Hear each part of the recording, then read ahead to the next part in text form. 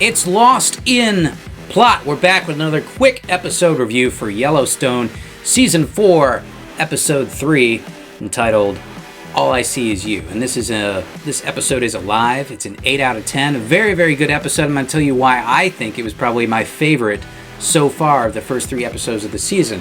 But before we get into that, a little update on the viewer numbers. We talked last time that the Season 3 premiere, which drew roughly 4.3 million, shot up for the Season 4 premiere more than double that to about 8.8. Well, that's not the whole story. Just wait, because all the other network data has come in, all of the DVR numbers have come in, and it's actually even higher than that. It's up around 12 million viewers for the premiere night for Yellowstone Season 4, which is crazy. That's shattering cable records across the board. This is going back to maybe 2017 Walking Dead numbers. It's huge, huge, huge success for Yellowstone this year. So let's get back to it. Let's talk about Episode 3 real quick, because I wasn't too high on this when I first saw it, because it doesn't really progress the central conflict very much. Central conflict being really who attacked the Duttons and why, and how are they going to get revenge for it, and who the new threat is.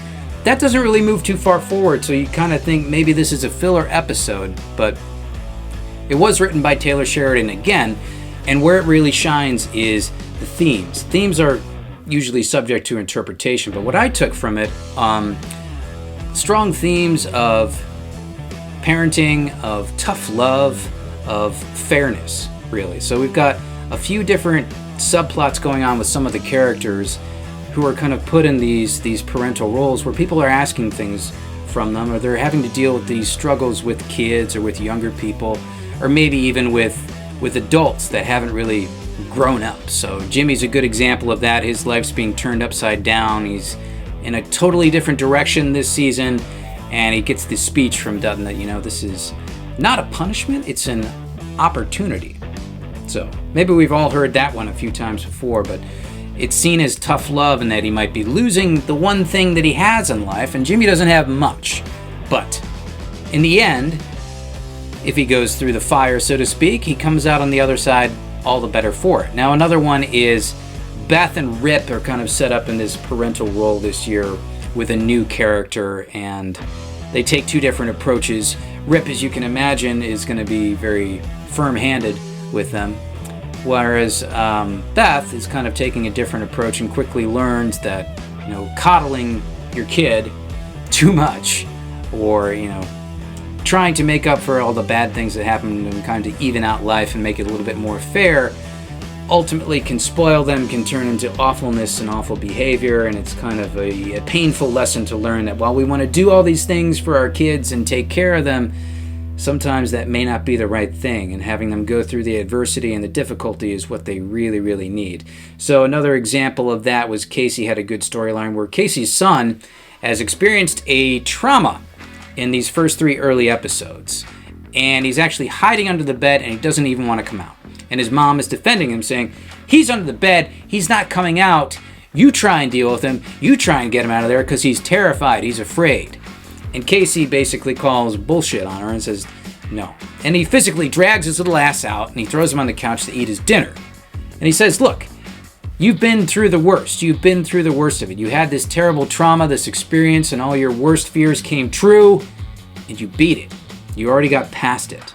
And then soon after that, his son, as you might imagine, is fine, and he go eats his dinner. And then Casey has a powerful moment where he just turns to his wife, and he said, he's not afraid. You are. So sometimes, your parents, as parents, you put that fear in your kids, and it's almost paralyzing. It's debilitating to them. It's coddling them too much so that they can't even function. With all the things that are going on currently in modern day, this really resonates. And these are good, profound themes in this episode. So while it's not moving your story forward, you don't get huge plot beats or story developments, you do get some excellent character work. You do get some excellent scene work going to this broader theme that connects so well across the characters. And there's this really cool scene where one particular character is about to be executed by another one, and in order to kind of bring a sort of fairness to it, they said this is as fair as it's going to get. They toss them an unloaded gun, The bullet's right next to it. They unload their gun. Right down there, whoever picks up and loads their gun and fires first is going to walk out of that encounter. So there's some really strong writing here, some great themes from Taylor Sheridan. That's why it makes this episode, All I See Is You, probably my favorite so far of the young season. If you liked this episode, make sure that you like and subscribe, because we'll be back with more of this on Yellowstone and some of the other new shows that have been coming out, as well as films and other media. Sharing our thoughts, giving our opinions, hopefully hearing back from you in the comments section. Make sure you like and subscribe. Check us out on Twitter, and we're going to see you on the next one.